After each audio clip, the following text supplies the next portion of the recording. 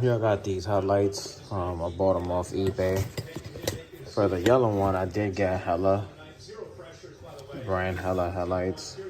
But those were 40 a pop, and this was 50 for both. And it came with the LED light, which I installed here. I'm gonna install it to the actual car bracket and see how it looks and get back to you guys.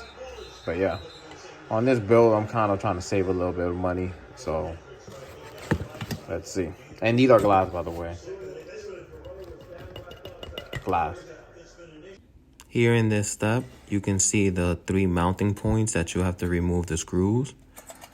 So the chrome brim comes off and then the headlights come off.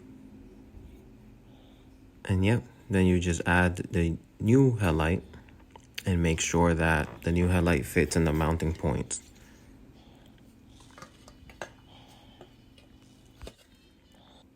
Here you can see mounting point 1, 2.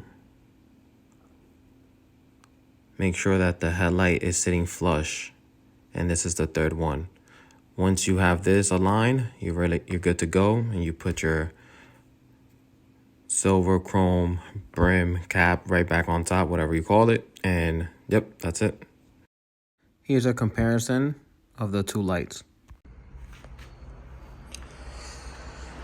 Here's how the lights look installed. I'm just gonna be waiting for the harness, the relay harness.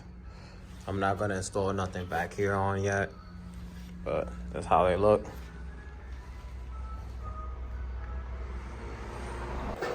I had to take the radiator off, push it back, run the new harness, as you can see right there, to the driver's side.